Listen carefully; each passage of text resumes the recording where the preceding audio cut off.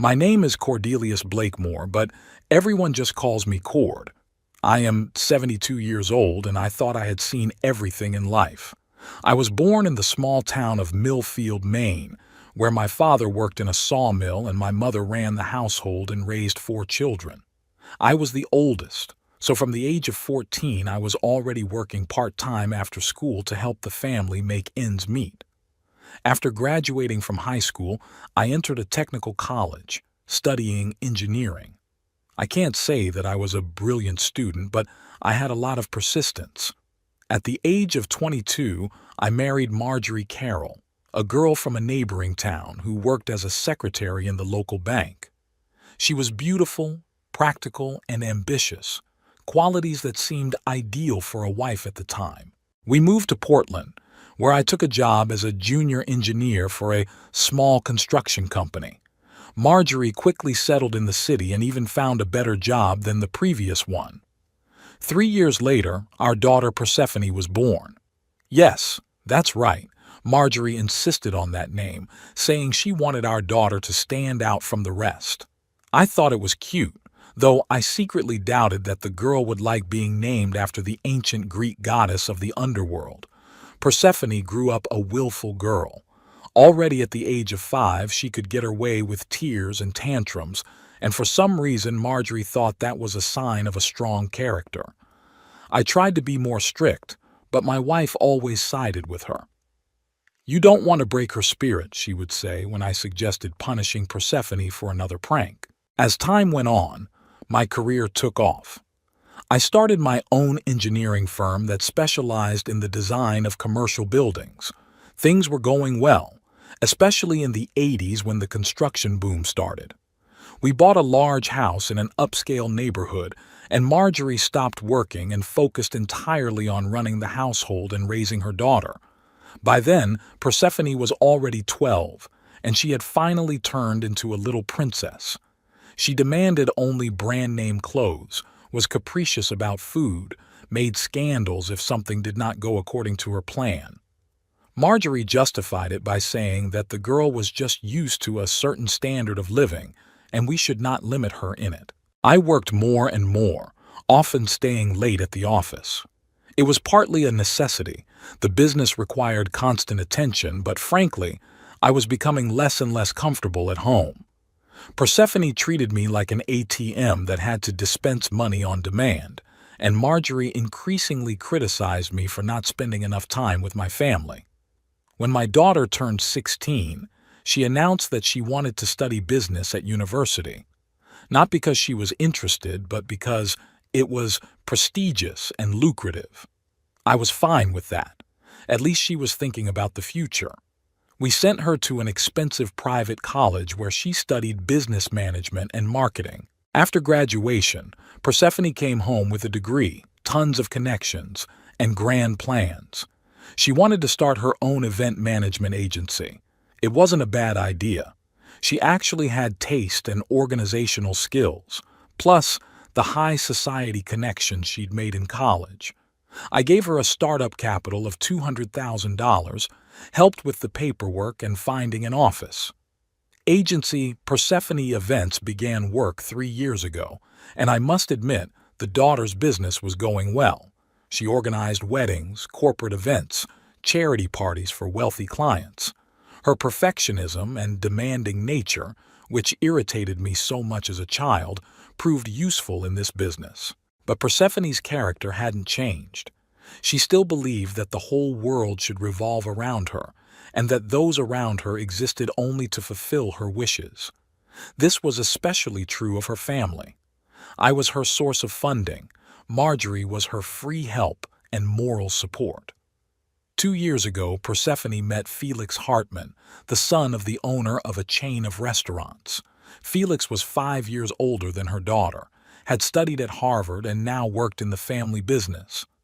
Handsome, well-off, with good manners, seemed like the perfect match. Persephone was thrilled not so much with Felix himself, but with the prospect of joining an even more powerful family. They dated for a year and a half, and I must admit that Felix made a pleasant impression. He was polite, educated, and treated Persephone with the attention she deserved, though sometimes I thought there was a look of weariness in his eyes. Maybe I was just imagining it. 6 months ago, Felix proposed. Persephone was over the moon and immediately began planning the wedding of the century. She wanted it to be a grand event that would be talked about in the local high society for years to come. Naturally, her own agency was in charge of organizing it, but she demanded that the whole family be involved in the preparations. The last few months had been a nightmare. Persephone called 10 times a day, demanding to help with the choice of musicians, to solve the problem with the decor, to find money for the next necessary detail. Marjorie tossed between us, trying to keep everyone satisfied, and I wondered more and more when my daughter had become such a despot. And today, Saturday, June 27th, is the day of the wedding. I'm sitting in my office at 7:30 in the morning, drinking coffee and thinking about how we got to this life. It is already light outside the window, and I know that in an hour Persephone will start calling everyone involved in this grand spectacle, checking if everything is ready for her big day. In the back of my mind, I have an uneasy premonition growing. Persephone has become even more demanding and nervous than usual in recent weeks. Yesterday, she threw a real tantrum because the florist brought roses in a different shade of pink than she ordered. Felix tried to calm her down, but I could see his shoulders tense up when she started yelling at the unhappy supplier. Maybe it was just pre-wedding nerves. Maybe things will get better after the celebration and Persephone will be more balanced. But for now, I'm preparing for the worst and hoping I can get through the day without too much upheaval. The phone rang at exactly 7 in the morning. I didn't even look at the screen. I knew it was Persephone. "Dad, are you up already? We need to be at the country club by 9. The florist will arrive at 8:30, and I want to personally check each arrangement. Where's Mom? She has to help me with my dress." "Good morning to you too, dear," I mumbled into the phone. "Mom's still sleeping. It's still 4 hours until the ceremony." 4 hours? Dad, do you even realize what's going on today? It's not just some party. It's my wedding. There's so much to do that... I muted the sound and finished my coffee while Persephone listed all the things that needed to be done before the ceremony started. The list included checking the table arrangements, tasting the hors d'oeuvre, rehearsing with the musicians, taking pictures of the bride and groom, meeting with the photographer, coordinating all the contractors, and a dozen other items.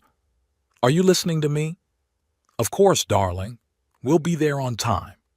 And don't forget your suit, the one we picked out last month. Don't you dare wear anything else. The White Heron Country Club was a 40-minute drive from our house. I'd been there many times for business meetings, a beautiful place with well-maintained grounds, a restaurant, and a view of the lake. Everything was reserved for the wedding.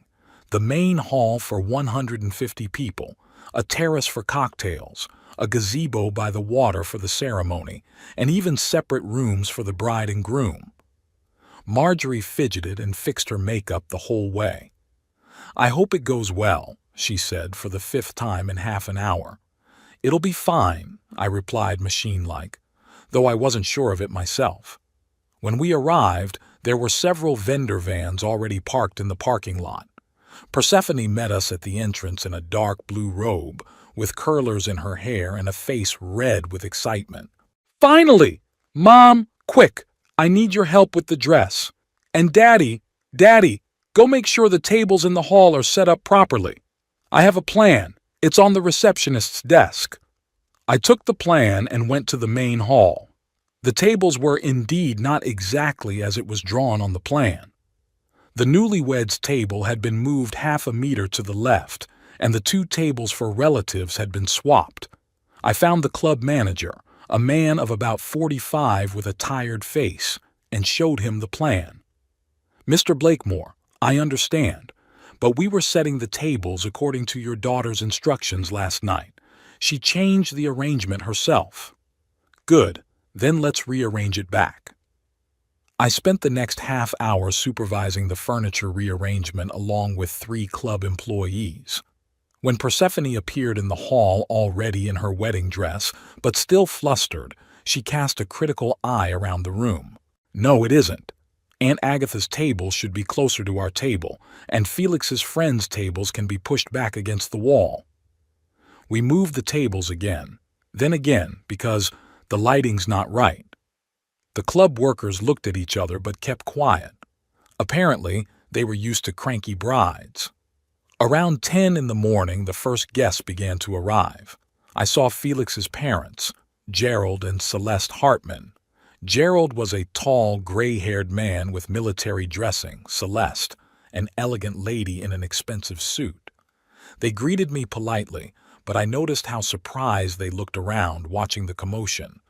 "Cornelius, what's going on?" Gerald asked, nodding toward the hall where Persephone was explaining to the florist why the roses in the centerpieces had to be turned right side up.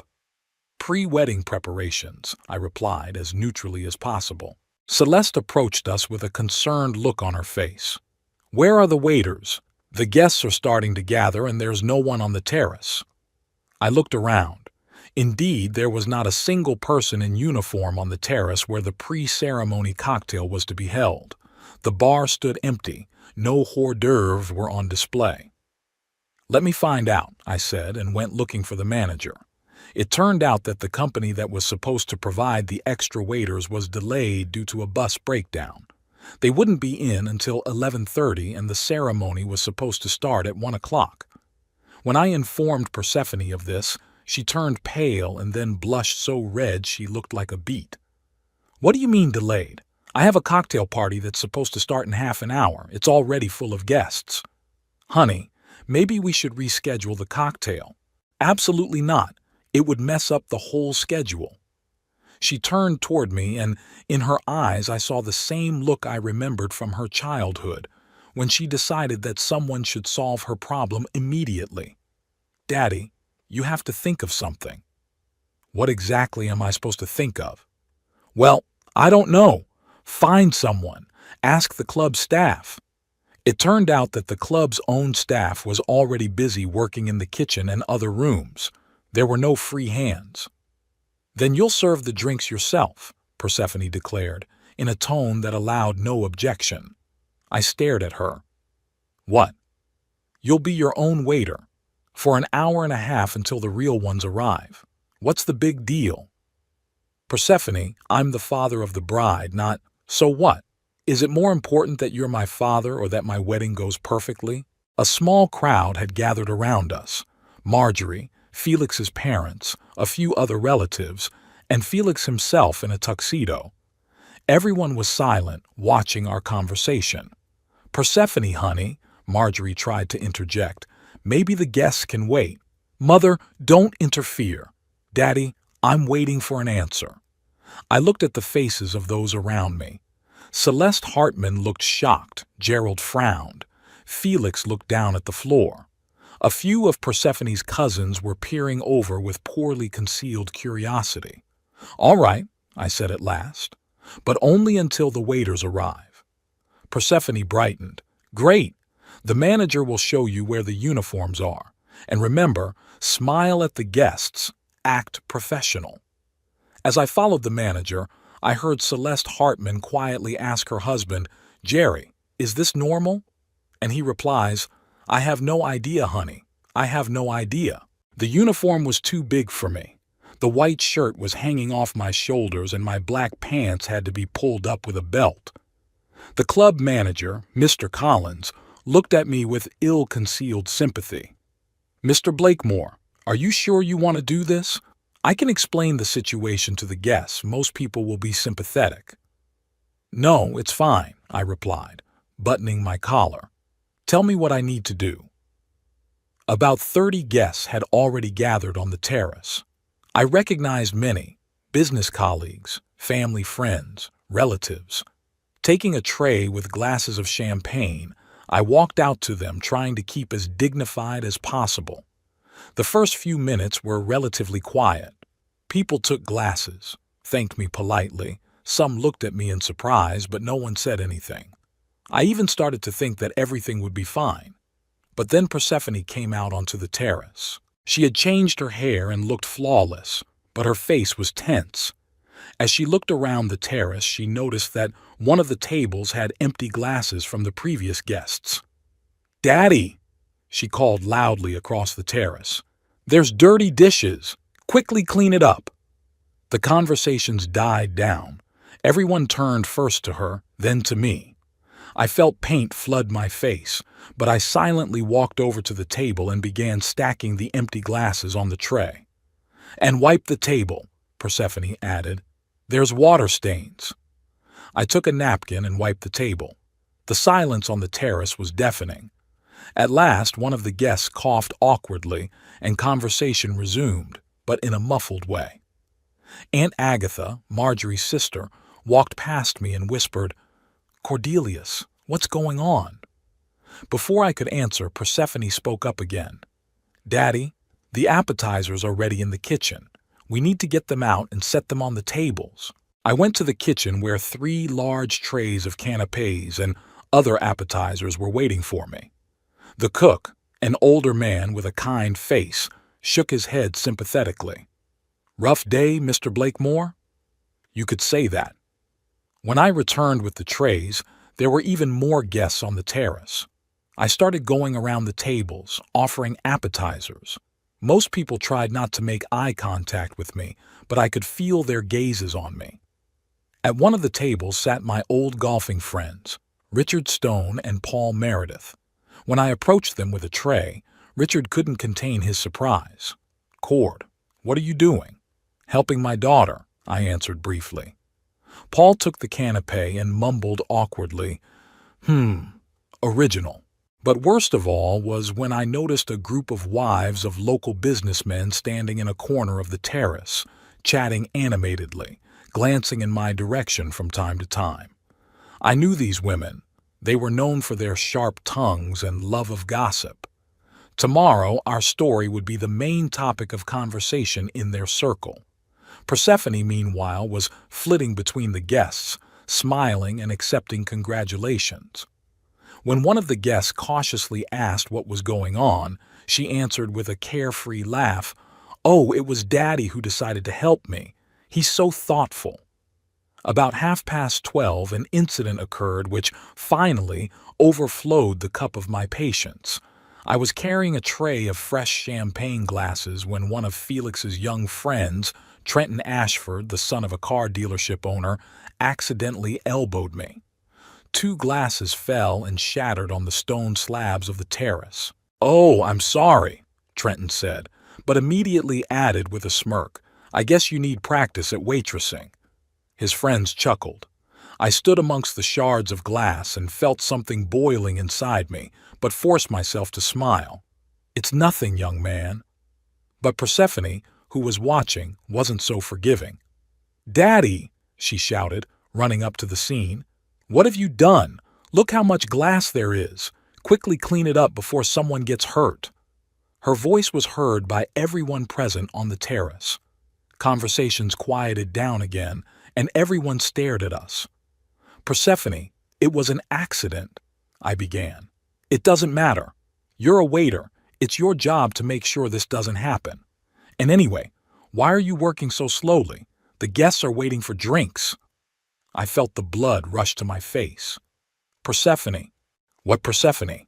I'm the bride, it's my day, and I want everything to be perfect. If you can't handle the simplest of waiter duties, then say so right away." The silence on the terrace was absolute. Even the musicians who were tuning their instruments in the corner stopped and looked at us. I could see the faces of the guests. Some looked with sympathy, some with ill-concealed curiosity, others simply in shock. Celeste Hartman looked like she'd been punched. Gerald stood beside her with a stone face. Felix tried to approach the bride, but she waved him away. "And you don't need to reassure me. I have the right to demand quality service at my own wedding." At that moment, Marjorie approached us. She was pale, but tried to smile. "Persephone, dear, perhaps we should—" "Mother, don't interfere. If Papa has taken a job as a waiter, let him work properly." Marjorie turned to the guests with an apologetic smile. "Please excuse me. Persephone is just very worried. You know how stressful a wedding can be for a bride. She didn't mean to offend anyone, but I wasn't listening to my wife's excuses anymore.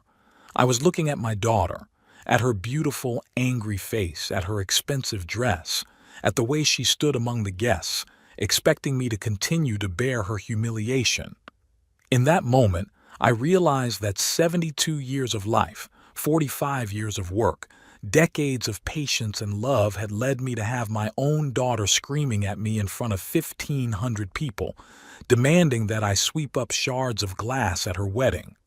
I slowly placed the tray on the nearest table, pulled a napkin from my pocket and wiped my hands, then looked Persephone straight in the eye. "Of course, dear," I said calmly. "I'll clean up the glass, and I'll continue working as a waiter until the end of the gala." Persephone nodded contentedly and went to accept congratulations from the other guests, not even noticing the tone of my voice. But I noticed Gerald Hartman giving me a long look, and there was something akin to understanding in his gaze.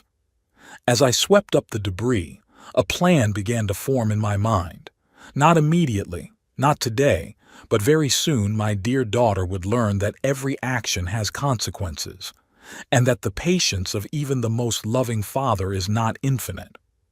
The next 2 hours passed as if in a fog. I mechanically performed my duties, serving drinks, removing dirty dishes, wiping tables. Persephone kept giving me orders in front of all the guests, as if I were really a hired staff and not her father. "Daddy, bring more champagne to the Hartman's table." "Daddy, the wind blew the napkins off the table on the terrace."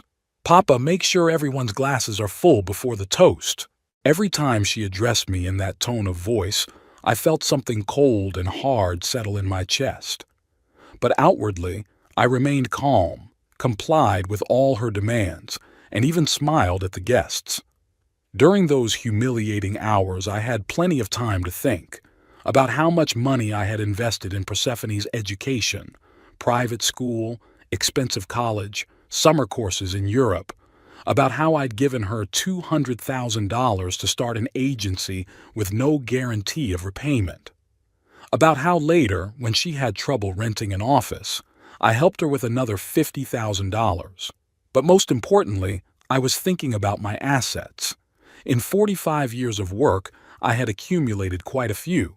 Stocks of various companies, bonds, real estate. Most of the money was in conservative investments, but the total amount was impressive, enough to make a profound difference if applied correctly. As I pondered, the usual wedding bustle was going on around me. Guests were moving from the terrace to the gazebo by the lake where the ceremony was to take place. The photographer was taking pictures. The musicians were getting ready to perform. Everything seemed perfectly organized.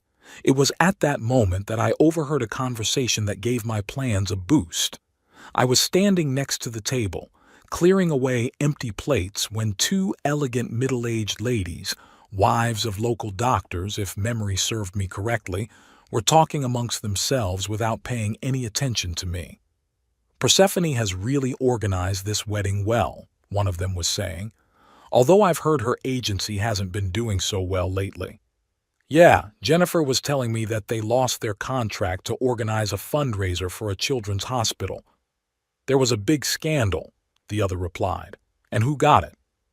"Elite Events, Cassandra Vane's agency. She's here today too, by the way. The Stones invited her." I listened carefully, continuing to stack plates. "Oh yes, I've seen Cassandra, a very elegant woman, and they say she conducts her affairs with integrity, unlike some of the others."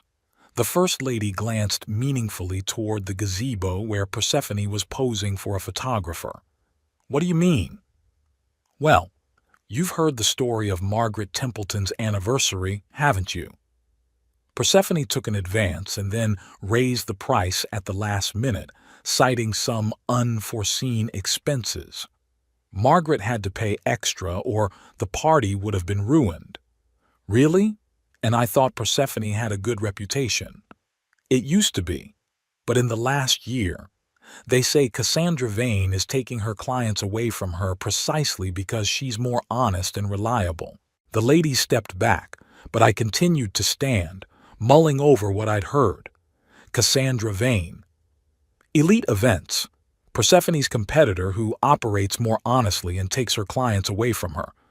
I looked around, trying to find this woman among the guests. I finally spotted her at one of the tables on the terrace, a slender brunette in her 40s, wearing an elegant navy blue dress. She was talking to Richard and Elizabeth Stone, and even from a distance it was obvious that she held herself with dignity and confidence. "Papa!" Persephone's harsh voice interrupted my musings. "What are you standing there for? We need to set the tables in the hall for dinner."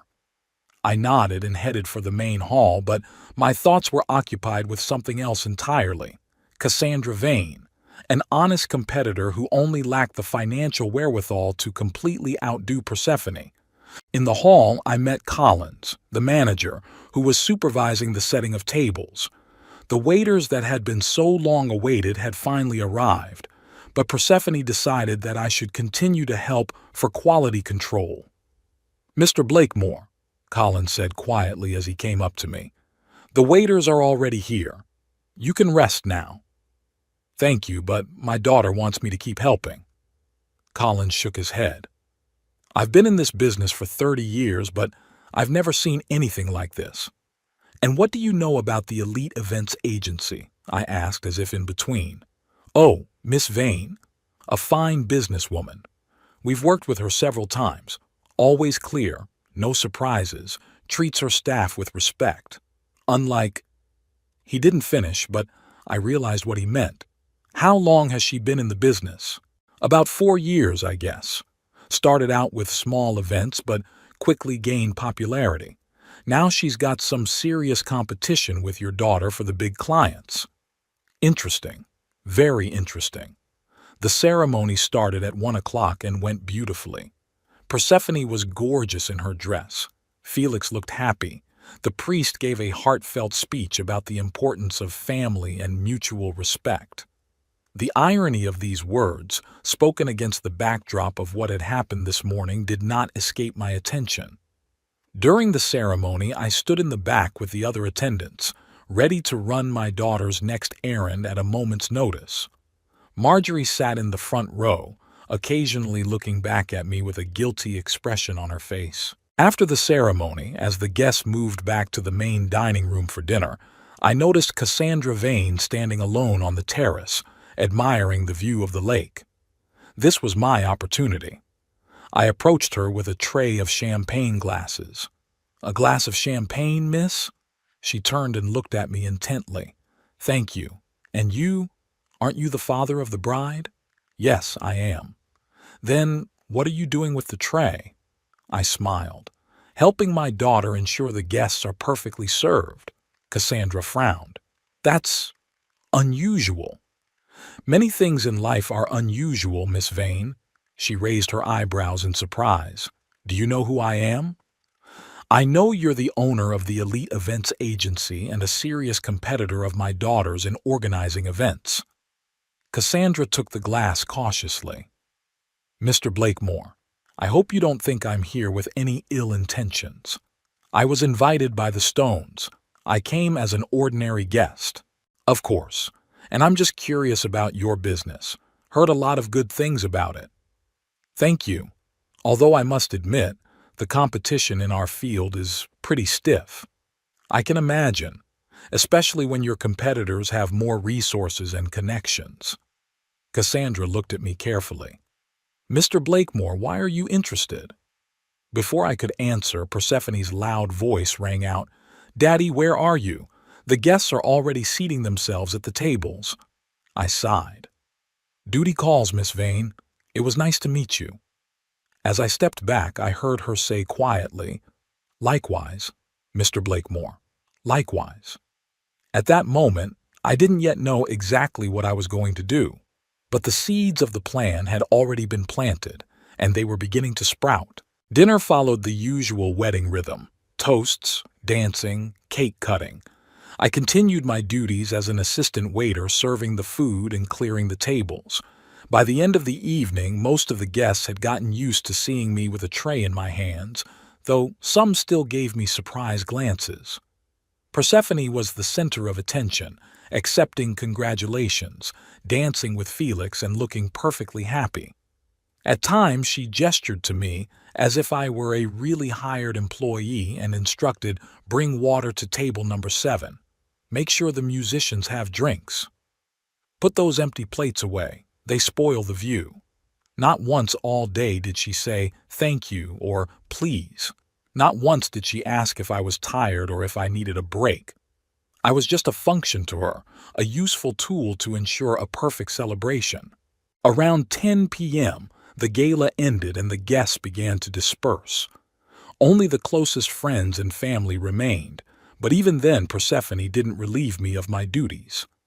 "Daddy, we need to gather all the presents and load them into the car," she said, coming up to me as I was clearing the remains of the cake off the tables.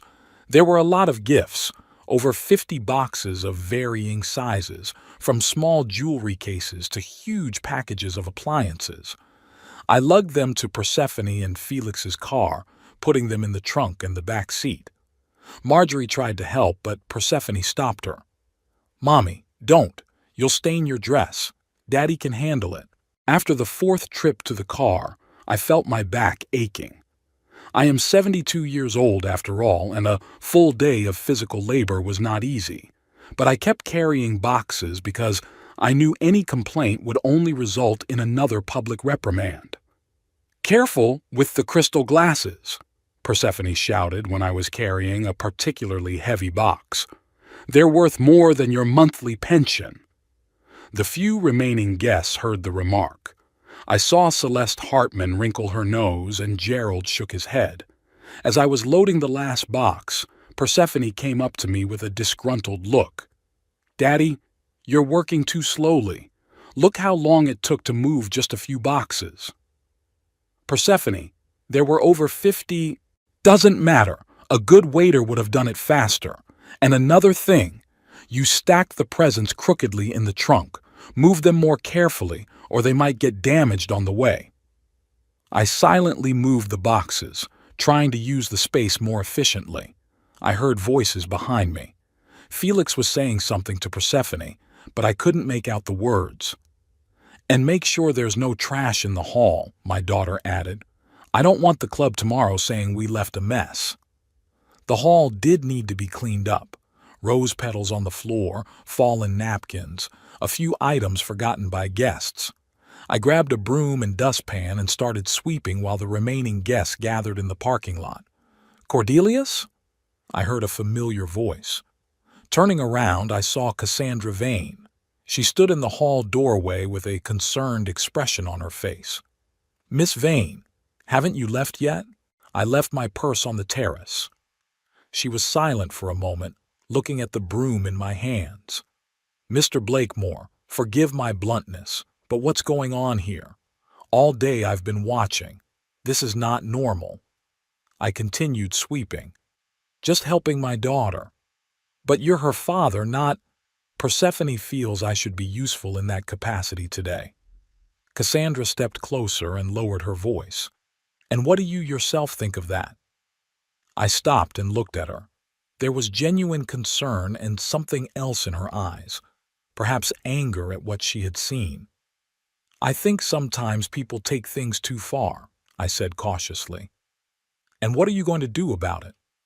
Before I could answer, Persephone entered the room. "Daddy, what took you so long? And who is that?"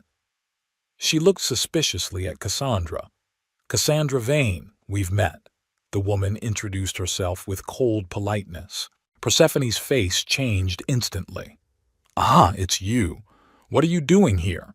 "Forgot my purse. I was just leaving." "Good. Dad, finish cleaning up. We have to go." Cassandra headed for the exit but turned around at the door. "Mr. Blakemore, if you ever need to talk about business, here's my card." She placed the card on the nearest desk and left. Persephone escorted her out with an unfriendly look. "What does she want with you?" "I have no idea," I replied, but slipped the card discreetly into my pocket. We got home around midnight. I was exhausted physically and emotionally, but sleep wouldn't come. Sitting in my office, I turned on my computer and opened the files with information about my investments. I had accumulated quite a few over the 45 years I had been working. Shares of General Electric, Microsoft, Apple, bought back in the 90s, bonds of various companies, stakes in several startups that were now worth much more than the original investment, real estate in 3 states. Total assets were about $2,700,000. Most of it was in conservative, slow-growth investments, but it was more than enough for what I had in mind. I pulled Cassandra Vane's business card out of my pocket. Elite Events, organizing events of any complexity. Cassandra Vane, Director. Phone number and address of an office in the downtown business district. Then I opened a new tab on my browser and started looking for information about her agency. The website was stylish but not garish. The portfolio included organizing corporate parties, weddings, and anniversaries. Client reviews were extremely positive. People praised professionalism, punctuality, honesty, and financial matters. Then I searched for information about the financial status of Elite Events. The agency was registered 4 years ago with authorized capital of $50,000. According to open sources, last year's turnover amounted to about $300,000. Not bad for a small agency, but obviously not enough for serious expansion. And now the information about Persephone Events. Turnover last year, almost $600,000. But I knew that wasn't the whole picture. Persephone spent a lot of money on advertising, renting a prestigious office, expensive furniture. The real profit was much less than the turnover. And another detail I remembered from conversations with my daughter. In recent months, she had problems with several clients. Someone refused to pay for additional services. Someone filed a complaint about the quality of service. And today, at the wedding, I heard about the Margaret Templeton story. A plan was beginning to form in my head. Cassandra Vane was an honest, professional competitor who lacked only resources. Persephone had resources but was losing her reputation because of her character and business practices. What would happen if resources were reallocated? If you let Cassandra expand the business, rent a better office, hire more staff, launch an advertising campaign. I opened a calculator and started counting.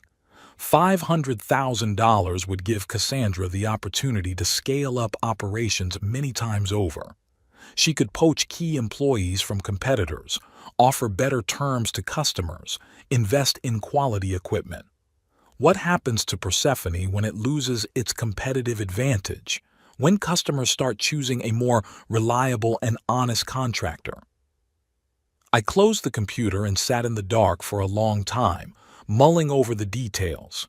This wasn't just revenge, it was a lesson that actions have consequences, that you can't treat people like things, that respect should be earned, not demanded. By 3 a.m., I had made my final decision. Tomorrow morning, I'll call my broker and start selling stocks, and then I'll meet with Cassandra Vane and offer her a deal that will change the balance of power in our city's event industry. Persephone wanted her day to be perfect, and it was perfect for her. But now, it's time for my day, and it's going to be perfect for me too. I woke up at 7:30 in the morning, despite my late arrival home. My body was sore after yesterday's physical exertion, but my head was clear. The decision was ripe with finality. Marjorie was still asleep, which was for the best. I didn't want to have to explain my plans to her, at least not yet. At 8 in the morning, when the markets opened, I called Thomas Granger, my broker for over 15 years. Tom worked for a reputable investment firm and had always been conservative in his advice, which was why I trusted him. Cord, happy past. How was your daughter's wedding? Instructive, Tom. Very enlightening. Listen, I need to sell some of my stock. What part? General Electric, all of it. Apple, half of it. And all of Portland's municipal bonds. There was silence on the other end of the line. Cord, That's a pretty hefty sum. About $600,000. Are you sure? The market's going up pretty good right now, so maybe we should wait. I'm sure. I need the cash to invest. What are you going to invest in? Maybe I can recommend something more profitable. In local businesses, private sector. Tom sighed. Cord, you know my opinion on investing in small businesses. Too risky, especially at your age. It's a considered decision, Tom. Just run the errand. Okay, but I'll record our conversation in case you want to accuse me of bad advice later. While Tom processed the stock sale, I continued researching information on Cassandra Vane. There wasn't much personal information to be found online. She was a pretty private person. She graduated from the University of Maine with a degree in marketing and advertising, after which she worked for several years at a large advertising agency in Boston. 4 years ago, she returned to her home state and started her own business. More interesting were the reviews of her work. I found several forums discussing the services of various event organizers in our area. Cassandra was praised for her punctuality, creativity, and most importantly, her honesty in financial matters. Cassandra Vane is the only organizer who never asked for last-minute surcharges, wrote one client. Worked with elite events for a corporate event. Everything went perfectly. Budget was not exceeded by a dime, reviewed another. I recommend Cassandra to everyone I know. A professional of the highest caliber, a third review. I also found several articles in the local press. A year ago, the Portland Press wrote about the growing competition in the event management industry. Cassandra was mentioned as a rising star who is seriously competing with established players in the market due to her impeccable reputation and reasonable prices. What was interesting was what I didn't find. No scandals, no complaints, no lawsuits. The complete opposite of what I was beginning to learn about my own daughter's business. Around 11 in the morning, Tom called. It's all set, Cord. The stock has been sold and the money will be in your account tomorrow morning. For the last time, are you sure you know what you're doing? Absolutely. The next step was a visit to the Elite Events office. The address on Cassandra's business card led me to a small 2-story building in the business district. Not the most prestigious place, but it was decent. The agency's office occupied the entire second floor. The receptionist turned out to be a young girl of about 25 who politely inquired if I had made an appointment. No, but it's regarding an important business proposition. Tell Miss Vane that Cordelius Blakemore would like to meet with her. The girl disappeared into the back of the office and Cassandra appeared a few minutes later. She was dressed in a business suit, looking professional, but I noticed a slight look of surprise in her eyes. Mr. Blakemore, what a surprise. Please come in. Her office was small but cozy. Quality, though not expensive furniture, a few diplomas on the walls, photos of successful events. Everything looked neat and professional, but it was obvious that the budget for furnishings was limited. What can I do for you? Cassandra asked, gesturing for me to sit down. You said yesterday that you'd be willing to talk business. Yes, but honestly, I didn't expect you to take up the offer so quickly. She was quiet for a moment. Mr. Blakemore, what I saw yesterday at the wedding, it was wrong. What exactly? The way you were treated. You're the father of the bride, not an attendant. It was humiliating. I appreciated her candor. And what would you do in a similar situation? Cassandra hesitated. Probably would have left. No one has the right to treat another person like that, even if it's a relative. What if you didn't have the option to leave? Then I would have found a way to teach her a lesson. I liked her answer. Tell me about your business, Miss Vane. About my business? She looked puzzled. Why do you want to know about it? I'm considering investing in promising local companies. Cassandra frowned incredulously. Mr. Blakemore, yesterday your daughter introduced you as a civil engineer. Since when do engineers get involved in venture capital investments? since they accumulate enough money over 45 years of work. For the next half hour, Cassandra talked about her agency. She started by organizing small parties for friends and acquaintances, gradually expanded her client base, and hired 2 assistants. She now had about 50 regular clients and a good reputation, but growth was held back by a lack of working capital. I would like to rent an office in a more prestigious neighborhood, hire more staff, launch an advertising campaign. But that requires investment, which I don't have. How much exactly? For a major expansion, about $500,000. I nodded. The amount matched my calculations. What about competition? I hear there are other agencies in town. Cassandra smiled cautiously. There is competition. Some have been in business longer and have more resources. Like Persephone Events, for example. For example. She looked at me carefully. Mr. Blakemore, I understand this is your daughter's agency. If you've come to inquire about my plans to pass along information. Not at all. I leaned forward. Miss Vane, what do you know about Persephone Events' reputation among clients? Cassandra hesitated. I don't want to speak ill of my colleagues. Tell the truth. Okay, the reputation is mixed. On the one hand, they organize beautiful events. On the other hand, there are problems with reliability. Clients complain about unexpected surcharges, last-minute changes in terms, arrogant attitudes. And that gives you a competitive advantage. Partly. But I lack the resources to fully compete. Persephone can afford expensive advertising, a prestigious office, connections in high society. I leaned back in my chair. What if you had the same resources? Then I'd be able to offer clients better service at fairer prices and gradually gain market share. Interesting. I stood up. Miss Vane, I'll think about your proposal. Perhaps we'll meet again. Mr. Blakemore, wait. Cassandra stood up as well. I don't understand. Why would you help your own daughter's rival? I stopped at the door. Maybe I think fair competition is good for all marketers. Or maybe I think some people should learn from their own mistakes. Walking out of the office, I felt a sense of satisfaction. Cassandra Vane had turned out to be exactly what I had hoped for, professional, honest, and ambitious. Tomorrow, when the money from the stock sale is deposited into my account, I'll be back here with a concrete proposal. Persephone wanted me to be useful. Well, I was going to be very useful, just not quite in the way she expected. That evening of the same day, when I returned home from my meeting with Cassandra, I was in for a surprise.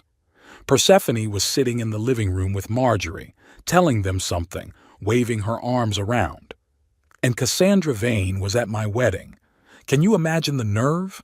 She came to look up how I organize events so she could copy my ideas. Honey, maybe she was just invited as a regular guest, Marjorie suggested cautiously. Mom, you don't understand how this business works. Competitors are always trying to steal customers and ideas, and this Cassandra is especially sneaky. I made my way to the chair, trying to look my usual self. What's this about? I asked. Dad, it's good of you to come. I was telling Mom about this snake Cassandra Vane. She showed up at my wedding and even talked to you. What was she talking about? I shrugged. Nothing in particular, just normal small talk.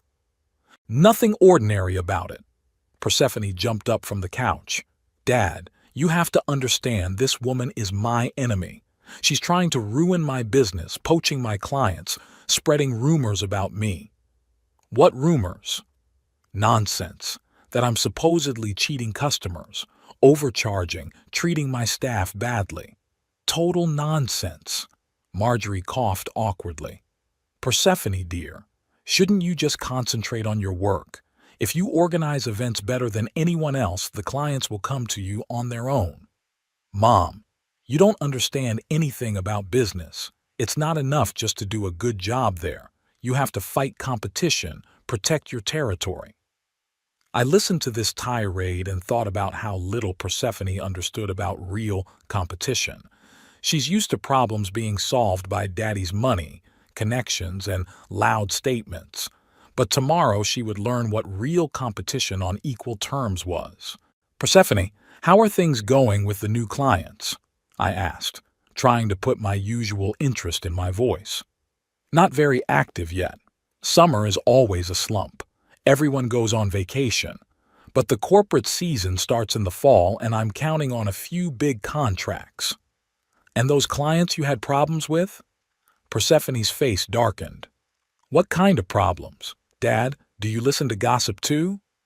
I just heard that Margaret Templeton wasn't happy. Margaret Templeton is a cranky old fool. She wanted to organize an anniversary on the level of a royal wedding for a penny. When I explained to her the real cost of her requests, she threw a tantrum.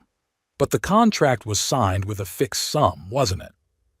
The contract called for a basic package of services, and she then wanted to add fireworks, extra musicians, and ice sculpture. Naturally, it cost extra money. Marjorie cautiously interjected. Couldn't they have been warned about that in advance? Mom, clients never know what they want until they see what others offer. My job is to make the event perfect, not to save every dime. I remained silent, but everything was boiling inside. Persephone didn't even realize she had acted unethically. It was normal business practice for her to lure a client with a low price and then force them to pay extra. Okay, enough about that, Persephone said. Dad, by the way, thanks for your help yesterday. True, you could have worked faster, but overall you did pretty good. I stared at her. Was that her thanks?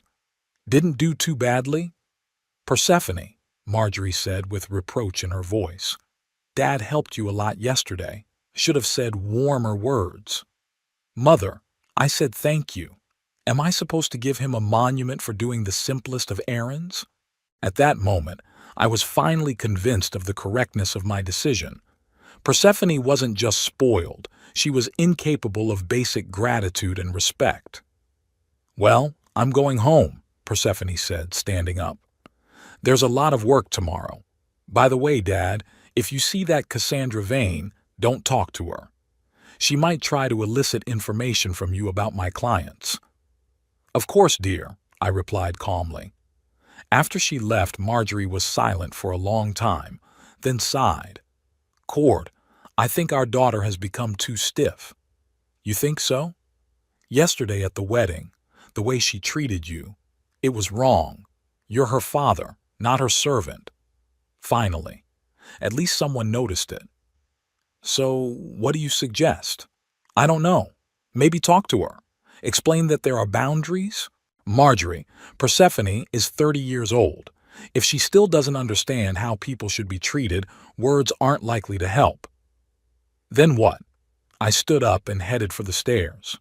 Sometimes people have to learn from experience. I slept poorly that night, mulling over the details of tomorrow's conversation with Cassandra. I needed to phrase it right, to offer an investment without revealing my true motives, at least for now. In the morning, Tom Granger confirmed that the money from the stock sale had been deposited into my account.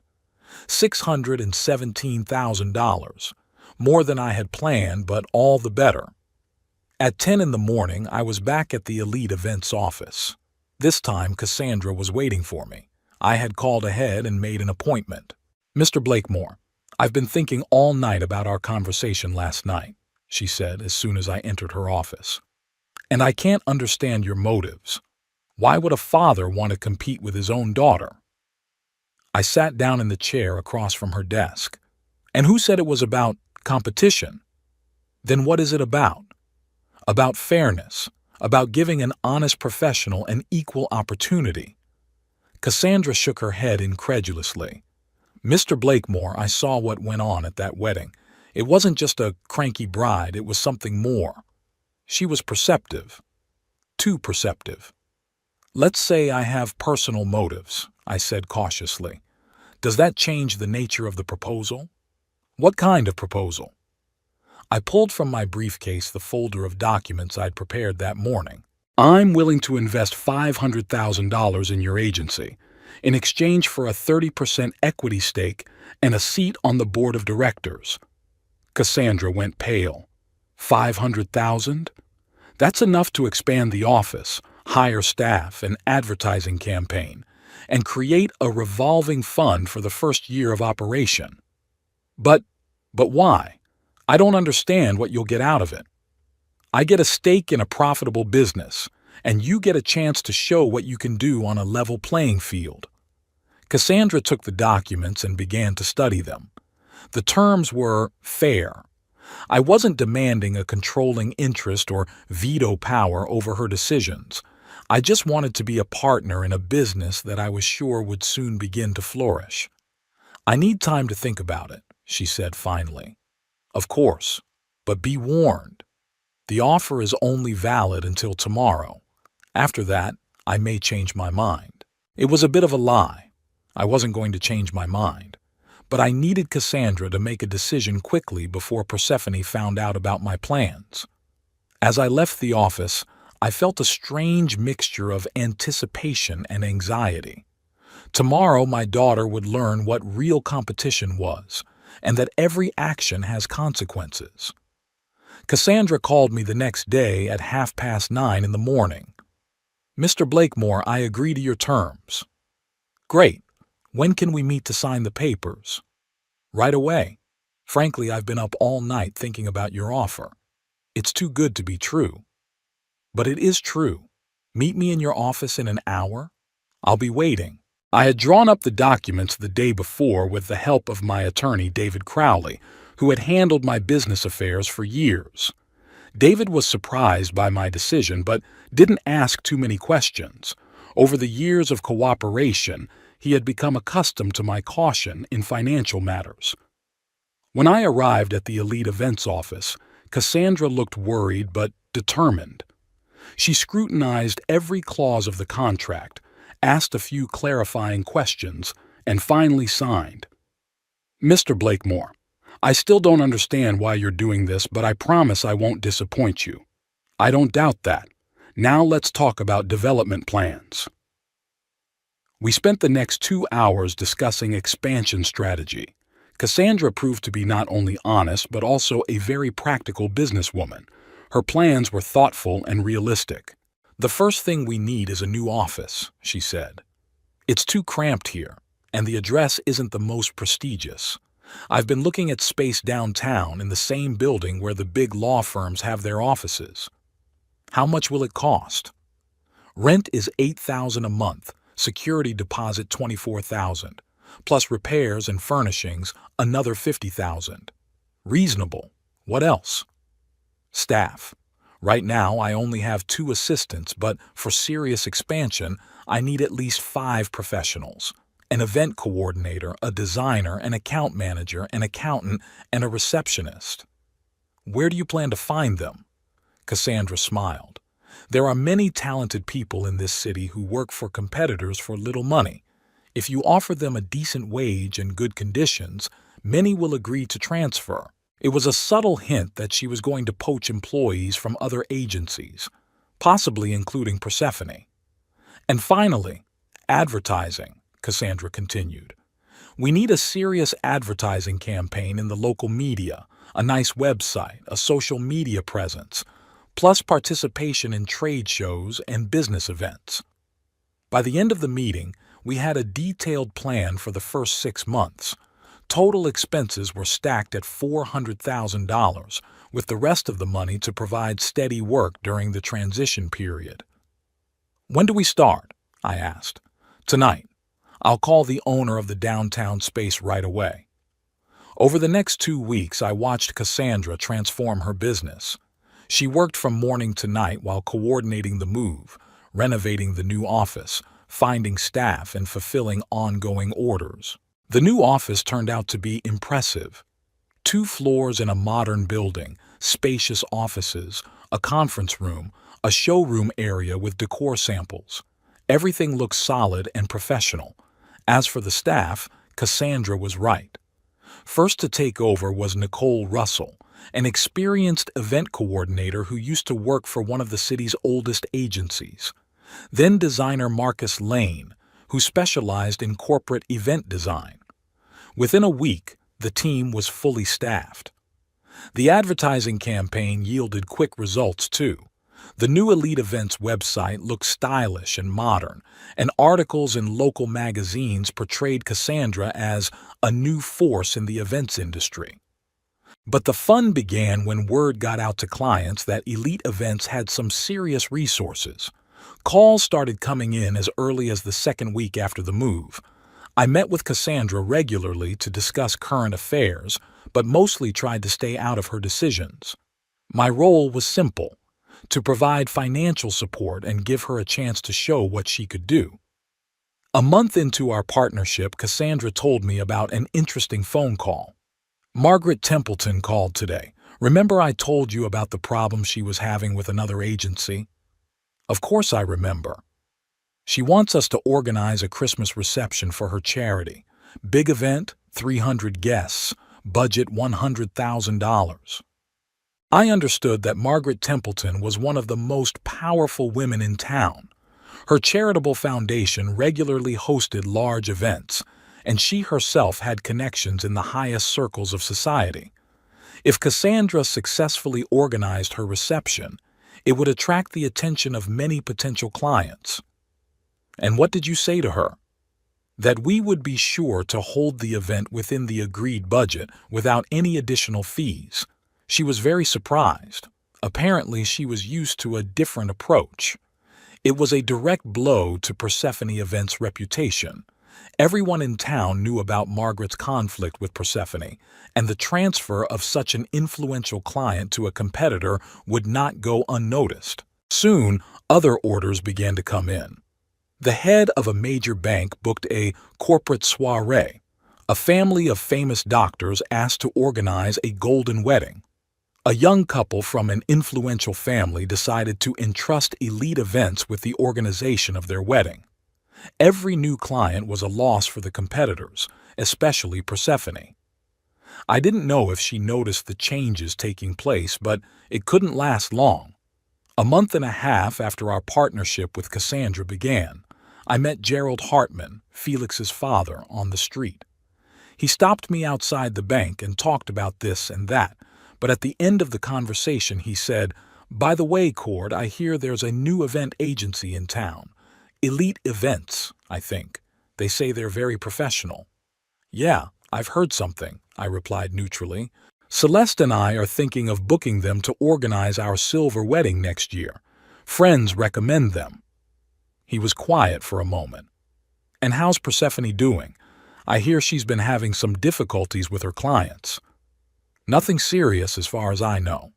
"I see." Gerald nodded and headed for his car, but added in farewell. "Give her my regards and tell her it's okay to compete. It makes everyone better." I realized that rumors of Persephone Events' problems had already spread among potential clients, and moving an influential client like the Hartman family to Cassandra would be a serious blow to Persephone's prestige. That evening I sat in my office and analyzed the situation. The plan was working better than I had expected. Cassandra had proven to be an excellent partner, honest, professional, and ambitious. Her agency was quickly gaining momentum, and her reputation grew with each successful event. Persephone was not yet aware of my involvement in what was happening, but it was only a matter of time. Soon she would feel the pressure of competition and might try to ask me for help. It will be interesting to see how she behaves when she realizes that Daddy's money no longer solves all problems. The lesson was just beginning, but it was already clear that it would be effective. It was another 2 weeks before Persephone showed up at our house in a visibly agitated state. It was a Sunday, around 2 o'clock in the afternoon. Marjorie was preparing lunch and I was reading the newspaper in the living room when I heard the sound of a car in the driveway. Persephone burst into the house without even saying hello and walked straight into the living room. She was wearing an expensive dress, but she looked stressed and tired. "Dad, I need to talk to you. It's urgent." I set the paper aside. "About what?" About what's going on in this town. Did you know that Snake Cassandra Vane has poached 5 clients from me already? I didn't. How did you find out? Margaret Templeton called me herself and told me that her Christmas reception was going to be organized by Elite Events. And then it turned out that the Hartman family had also declined my services. Marjorie peeked in from the kitchen. Persephone, dear, what happened? What's happened is that someone is messing up my business on purpose. This Cassandra came out of nowhere with a lot of money, rented a fancy office, poached half my employees. Your employees? I clarified. Well, not exactly mine, but they worked in our field. Nicole Russell, Marcus Lane, they know all my clients, they know my methods of operation. I stood up and walked over to the window. Persephone, have you ever thought that people just pick the best service? What better service? She jumped up from the couch.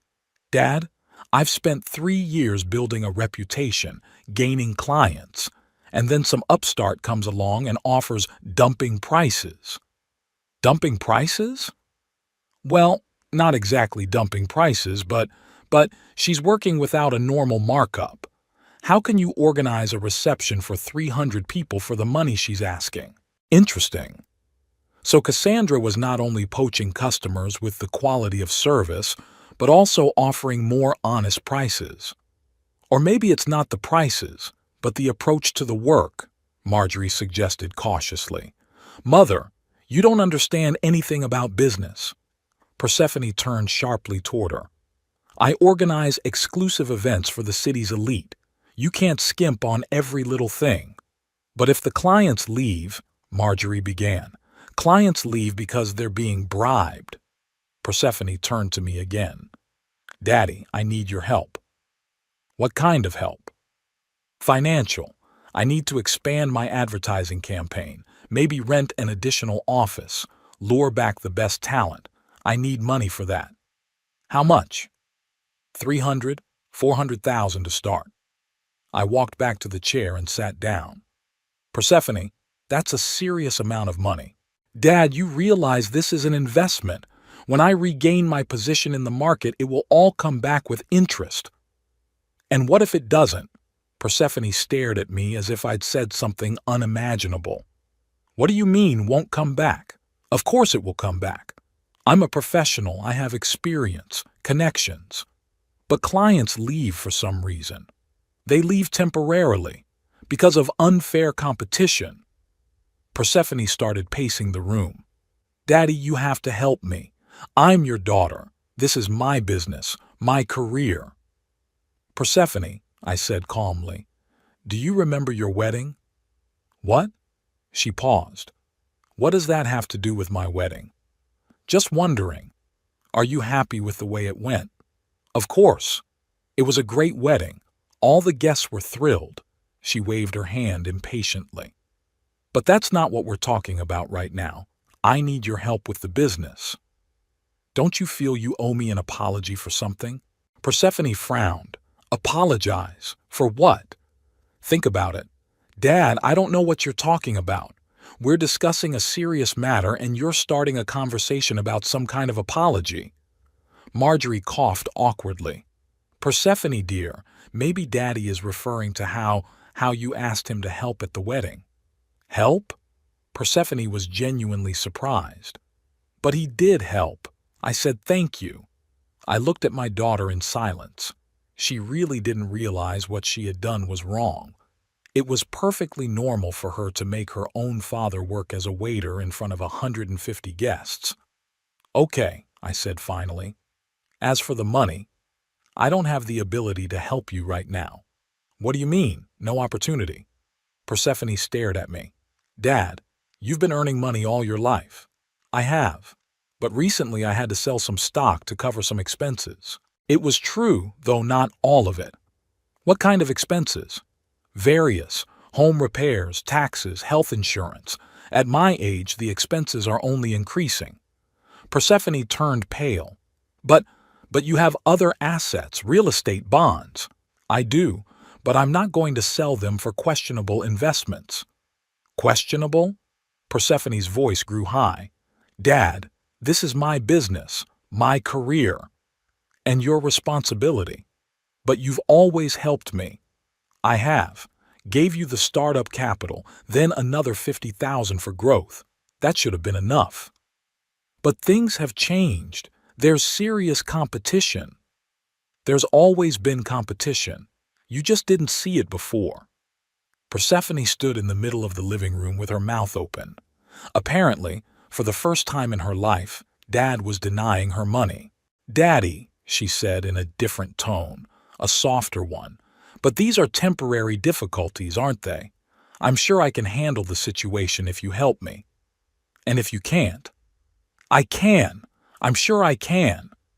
What's the basis for that confidence? Persephone hesitated. Well, I have experience, a reputation. A reputation that makes customers leave for the competition? It's temporary. People just succumb to marketing gimmicks. I stood up. Persephone, my answer is no. I will not fund attempts to bring back customers who left for good reasons. For good reasons? Persephone's face turned red. Dad, do you even realize what you're saying? This is undermining my business. It's competition. Competition is supposed to be fair. Isn't Cassandra Vane doing something fair? Persephone was silent for a moment. She's poaching my employees. By offering them better terms? Yes.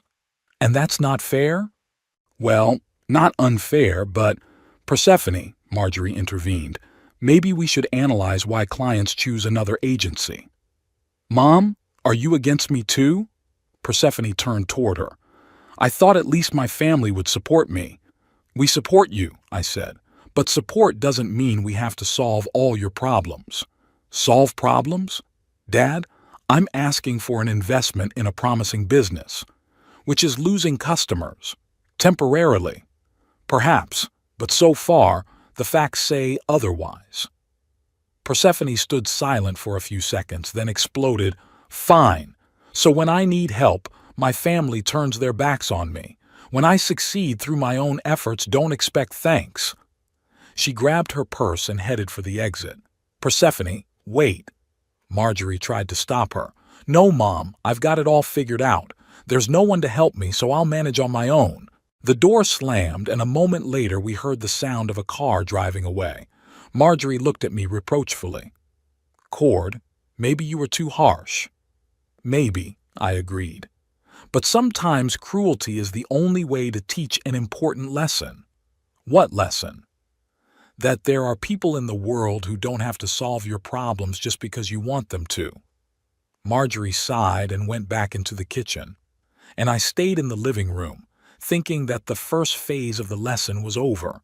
Persephone was facing rejection for the first time in her life, but she didn't yet understand the true reasons for what was happening. But this was only the beginning. There were even greater challenges ahead of her. The conflict with Marjorie had already begun that evening. She had been silent all day, with a hurt expression on her face, and after dinner she finally couldn't stand it. Cord, I need to talk to you. I set aside the book I was reading in the chair, listening, about what happened with Persephone today. Marjorie sat down on the couch across from me, folding her hands in her lap. I think you did wrong. In what exactly? You denied your own daughter help when she needed it. Marjorie, she was asking for $300,000 or $400,000. That's not pocket money. But we have that money, and it's our daughter. I looked at my wife carefully. In 47 years of marriage, we rarely had serious fights, especially over Persephone. Marjorie had always been supportive of her daughter, but usually didn't disagree with my decisions. Marjorie, did you hear what she said? She didn't even try to understand why she was losing customers, just blamed the competition and demanded money to fix the problem. But business has its difficulties sometimes. Everyone goes through crises. Sure, but exactly how one reacts to a crisis shows one's true character. Marjorie frowned. What do you mean? Persephone doesn't admit her mistakes, doesn't analyze the causes of problems, doesn't think about how to improve her performance. She just wants to buy a solution with daddy's money. Cord, she's only 30 years old. She's still learning. Marjorie, at 30, it's time you learn to take responsibility for your decisions. The wife got up and started pacing the room. You make it sound like she's some kind of irresponsible egomaniac. Isn't she? Marjorie stopped and turned sharply toward me. Cord, that's our daughter. That's exactly why I want her to be better. Better? What's wrong with her? I sighed. This was the conversation I dreaded the most. Marjorie, do you remember our wedding? Of course I remember. What's the question? How did she treat me? Marjorie was silent. Well, she was excited, nervous. She made me work as a waiter in front of 1,500 people. She yelled at me like I was a hired servant, never thanked me once. But it was stressful, wasn't it? A wedding is a very exciting event. Marjorie, stress is no excuse for humiliating your parents. Humiliation? The wife's voice got higher. Cord, you're exaggerating. She just asked you to help. Asked? I stood up and walked over to the window. She didn't ask. She ordered it in front of all the guests. So what? A family is supposed to support each other. Supportive, yes, but not at the expense of your own dignity. Marjorie sat back down on the couch. Cord, I don't understand what's going on with you. You've never reacted this way to Persephone's behavior before. I used to hope she would change as she got older, become more mature, more considerate of those around her. But she has changed. She built her own business, got married. She built a business with my money, and even at 30 she acts like a spoiled princess. Cord! Marjorie jumped up. How can you say that about your own daughter? Because it's true. It's not true. Persephone is a wonderful girl, smart, beautiful, determined, and selfish, and ungrateful, and incapable of admitting her mistakes. There was a heavy silence between us. Marjorie looked at me as if she were seeing me for the first time. Cord, what's going on? Why have you suddenly become so cruel to Persephone? I didn't become cruel. I just stopped turning a blind eye to her flaws. What flaws? She's our daughter. We must support her. Supportive doesn't mean indulging her every whim. Whims, Marjorie blushed. Cord, she came to us for help in a difficult situation, and you turned her down. I refused her the money she wants to spend on fighting a fair competition. Fair? How do you know the competition is fair? Good question. Too good. Marjorie, Cassandra Vane is simply offering customers better service. That's what fair competition is. You make it sound like you know the woman personally. Another dangerous turn in the conversation. I've heard about her from people I know. She has a good reputation. And you prefer to believe rumors rather than your own daughter? I prefer to analyze the facts. Marjorie sat back down and covered her face with her hands. Cord, I don't recognize you. You used to be always supportive of Persephone. Supported her when she was a child, but now she's a grown woman and it's time she learned to live on her own. But a family should help each other. Help each other, yes, but not to solve all the problems in her place. Marjorie raised her head and looked at me with pain in her eyes. Cord, what if she does lose the business? What if she can't handle it? Then she'll find another job and maybe learn to appreciate what she has. What if she doesn't? What if she has to live in poverty? Marjorie, Persephone married a wealthy man. Felix won't let her starve. But her self-esteem, her pride. Sometimes pride must be sacrificed to reality. His wife was silent for a long time. Then she said quietly, Cord, I think you've changed. Maybe. And I don't like it. I'm sorry. Persephone is our only daughter, and if you won't support her, I will. That is your right. Yes, my right. Marjorie stood up. And you know what? I'm going to go to her tomorrow and apologize for your behavior. If you think it's appropriate, I do, And I'll also offer her some money from my savings. This was unexpected. Marjorie had a small personal account, an inheritance from her mother, about $50,000. Not much, but still a substantial help. "It's your money," I said. "You can use it however you want." "I'll be sure to exercise that right." Marjorie headed for the stairs, but stopped at the steps. "Cord, I don't know what's the matter with you, but if you keep this up, it's going to end badly for our family." "Maybe," I agreed. "But sometimes something has to break before it can be fixed." Marjorie shook her head and went upstairs. I was left alone in the living room reflecting on the conversation that had taken place. I knew my wife would be supportive of my daughter. It was predictable. Marjorie always sided with Persephone, especially when it came to conflict with me. But $50,000 wouldn't solve the Persephone Events Agency's major problems. It would only delay the inevitable. Moreover, if Marjorie gives her daughter the money, it will only confirm Persephone's belief that all problems can be solved with family finances. The lesson would not be learned, but I couldn't forbid my wife from managing her own savings, and perhaps it was for the best. Let Persephone spend Mom's money and make sure that the problem is not a lack of funding, but in her approach to business.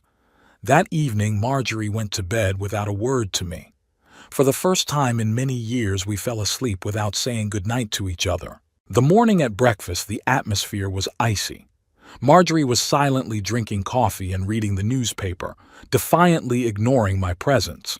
"Marjorie," I tried, "perhaps we should talk again." "We have nothing to discuss," she cut off, not raising her eyes from the paper. "You've made your position clear, and I've made mine clear." After breakfast, she retired to her room and an hour later came down already dressed for going out. "Going to Persephone's," she announced. "I don't know when I'll be back." The door slammed again and I was alone in the house. Sitting in my study, I realized that conflict with my wife was inevitable. Marjorie had indulged her daughter's whims for too long to change her position easily. But this family rift was part of the price that had to be paid for the lesson. I hoped that in time my wife would understand my motives. But for now, it was up to me to get through this difficult period and see the plan through. The truth came out a week later in a most unexpected way.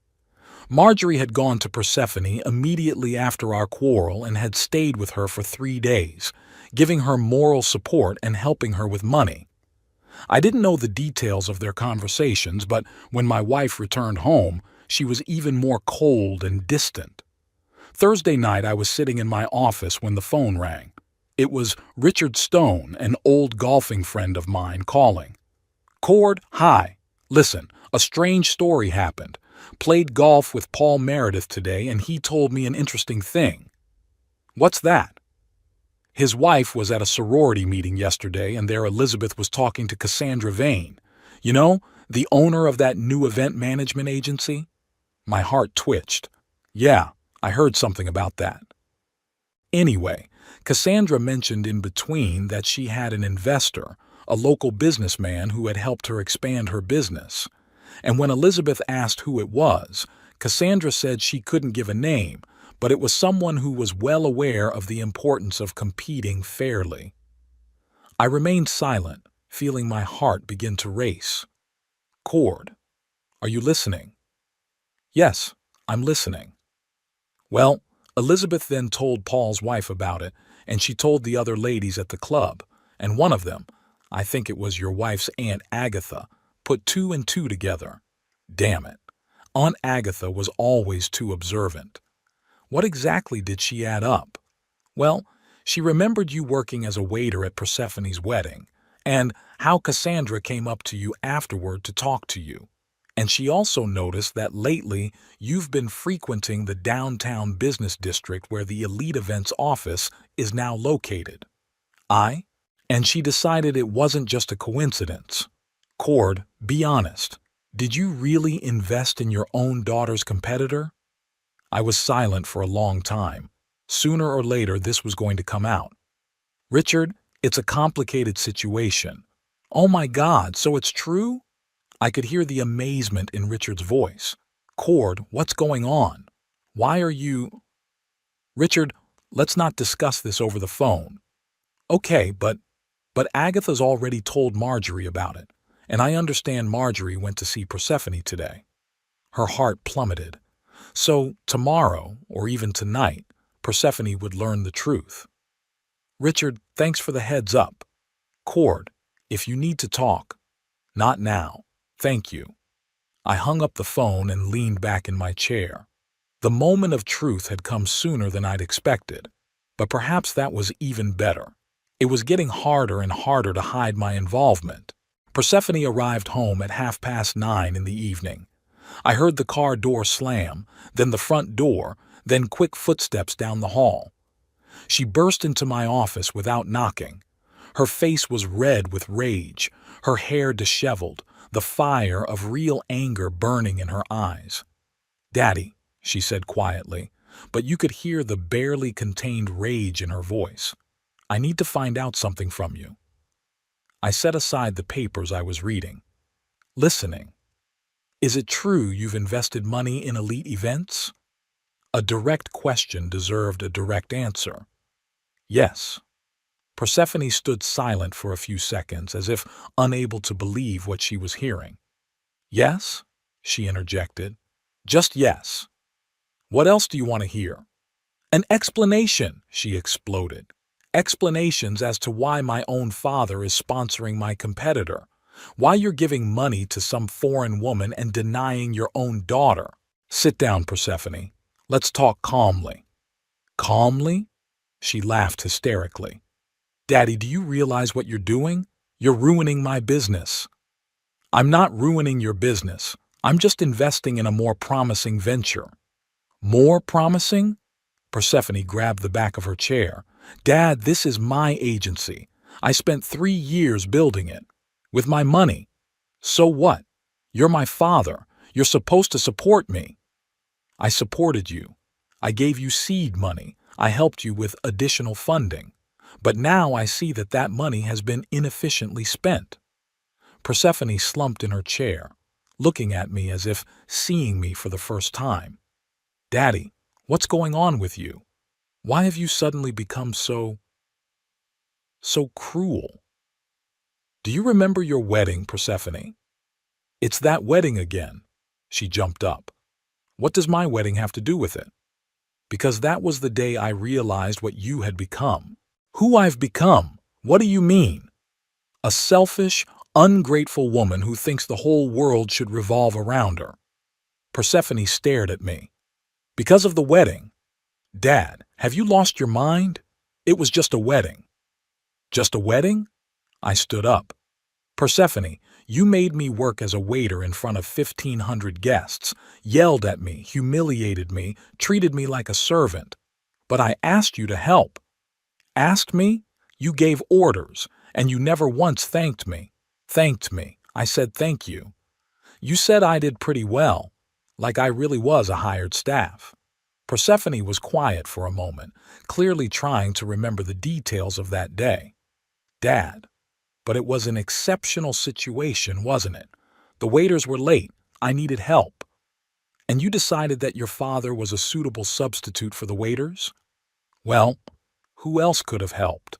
You could have moved the cocktails, or explained the situation to the guests, or asked the groom to help, but you chose to humiliate your own father." "Humiliate?" Persephone was genuinely surprised. "Dad, no one humiliated you. You were just helping." And at that moment I realized that she really didn't understand. It was perfectly normal for her to use her parents as convenient tools to solve her problems. "Persephone, tell me honestly, do you really see nothing wrong with what happened at your wedding?" She hesitated. "Well, maybe I was a little harsh, but it was stressful, the most important day of my life. And that's why it was okay to humiliate your father. I wasn't humiliating you, I was just focused on making sure everything went perfectly. At the expense of my dignity." "Dad, you're exaggerating. So what if I worked as a waiter for a couple hours? Is that such a tragedy? I looked at my daughter in silence. She really didn't understand. Completely genuinely didn't realize what she had done was wrong. Okay, I said finally. Then explain this to me. Why do clients leave you for Cassandra Vane? Because she bribes them with low prices. And why would she offer low prices? Because she's working at a loss. Or because she doesn't include unreasonable markups in the price. Persephone frowned. What do you mean? The Margaret Templeton story, for example. You charged her extra for services that weren't included in the original contract. But she asked for the extra services. After the contract was signed with a fixed amount? Well, yes. What's the big deal? An honest contractor warns about possible additional costs in advance. But clients never know in advance exactly what they want. Then, an honest contractor puts it in the initial cost, or stipulates possible extra charges in advance. Persephone was quiet for a moment. Dad, that's how everyone works in this business. Cassandra Vane works differently. And that's why you decided to support her, to punish me for some nonsense at the wedding? For some nonsense? I shook my head. Persephone, it wasn't nonsense. It was a display of your true character. What character? Selfish, disrespectful, consumerist. She turned pale. Daddy, how can you say that? Because it's the truth. And until you admit it, nothing will change. Persephone stood up and began pacing the office. Okay, let's say I wasn't behaving perfectly at the wedding. But is that a reason to ruin my business? I'm not ruining your business. I'm just giving you a level playing field of competition. A level playing field? She paused. Dad, you gave that woman $500,000. That's about the same amount I gave you in 3 years. But that was my money. I'm your daughter. That's why I want you to learn to appreciate what you have. Persephone sank back into her chair and covered her face with her hands. Daddy, you don't understand. If this keeps up, I'm going to have to close the agency. Perhaps. Maybe? She lifted her head. Is that all you have to say? What else? Like what? Give the money back. Refuse to cooperate with that woman. Help me save the business. No. How not? I'm not going to give up a lucrative partnership to save an inefficiently run business.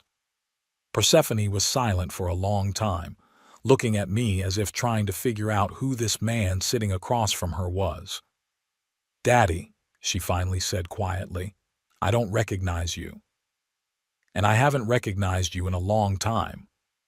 What does that mean?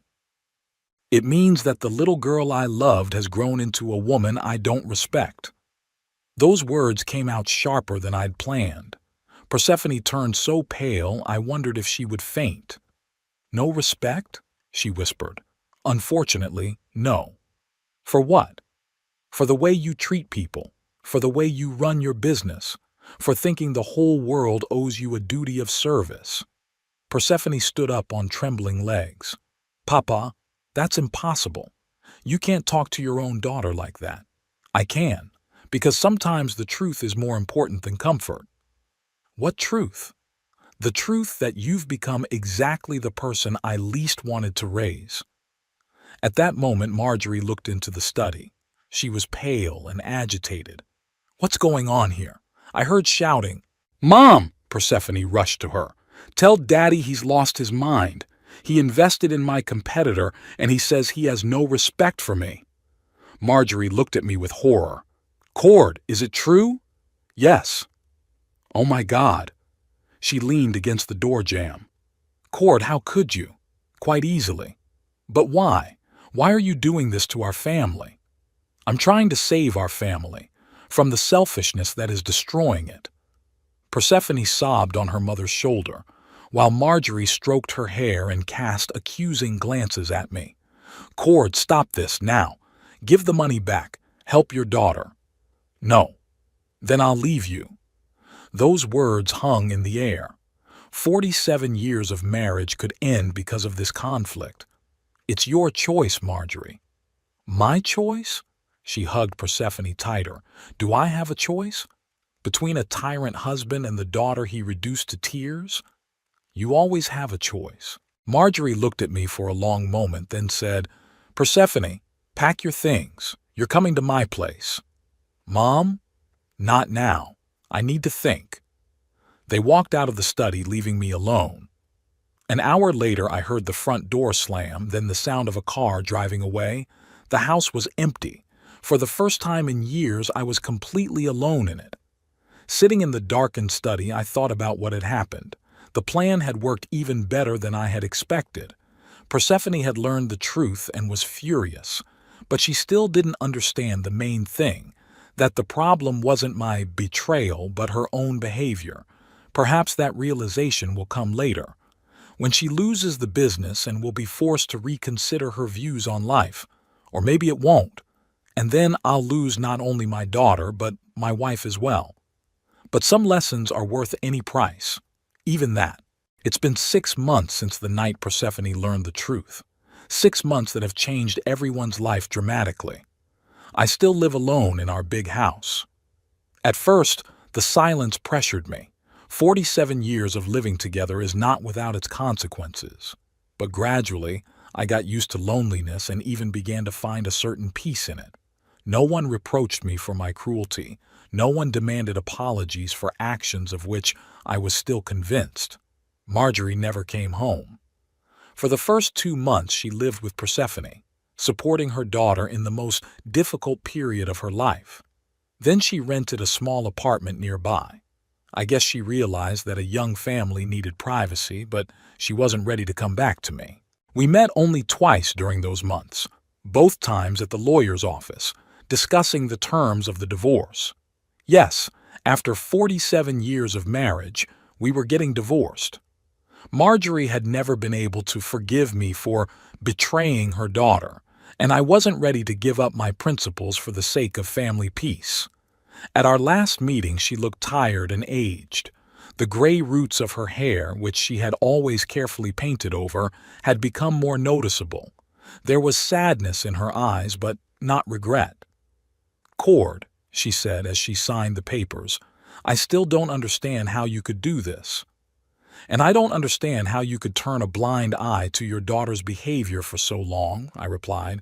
We parted ways, left to our own opinions. Persephone was indeed forced to close the agency. It happened at the end of October, when it became clear that the clients were not coming back. Even $50,000 Marjorie only delayed the inevitable. The money went to rent and salaries, but no new orders. In November, she found a job as a middle manager in a large hotel. The salary was 3 times less than what she was used to earning in her own business, and it was a serious blow to her self-esteem. But the most painful thing happened in December. Felix asked for a temporary separation. He attributed it to the need to rethink the relationship and figure out what he really wanted out of the marriage. I suspect that Persephone's behavior at the wedding and her reaction to subsequent events opened his eyes to his wife's true character. Persephone now lives in a small rented apartment, is gainfully employed, and for the first time in her life is faced with the need to save every dollar. Marjorie has told acquaintances that her daughter is going through a rough patch, but I know this is more than a temporary hardship. It's a rethinking of a lifetime. Has wisdom come to her? Has she begun to realize her mistakes? Honestly, I don't know.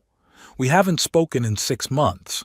Sometimes I think about calling her, but I stop myself every time. The lesson must be learned in full, no slack. Cassandra Wayne, on the other hand, is thriving.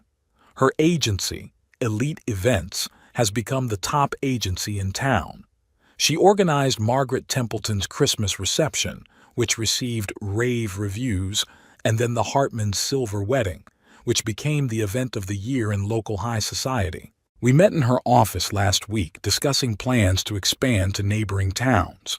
Cassandra was discreetly grateful for the support, but I could see in her eyes the question she never dared to ask. Was it worth it? Mr. Blakemore, she said at the end of the meeting, I have heard of your family circumstances. I'm very sorry. Don't be, I replied. Sometimes the price of principles is higher than you expect, but that doesn't mean you have to give them up. And you don't regret what you did? I thought long and hard about my answer. You know, Cassandra, I regret a lot of things. About not raising my daughter better. About turning a blind eye to her shortcomings for too long. About losing my wife. But I don't regret giving an honest man a chance to show what he can do. Cassandra nodded. And if you could go back? I would go back 20 years and raise Persephone differently. But in the situation that had developed by the time of the wedding, I would have done exactly the same thing. In the evenings, sitting in my study with a book and a glass of whiskey, I often reflect on what happened. The family is shattered. My daughter hates me. My wife has chosen sides. But the city got an honest and professional event management agency. Cassandra was able to realize her potential, and maybe, though it's hard to believe, Persephone will someday realize that true love sometimes manifests itself in harsh lessons. I am not the hero of this story. Heroes don't destroy families for principles, but I'm not a villain either. Villains don't spend $500,000 to give an honest man a chance to succeed. I'm just a father who realized too late that he raised a daughter he couldn't respect, and who chose the painful but only possible way to fix it. Time will tell if the lesson was learned, but even if it wasn't, I know one thing. Sometimes the hardest thing a parent can do for a child is to stop dealing with their problems. And sometimes the greatest show of love is being willing to lose someone you love for the sake of making them better, even if he or she never realizes it.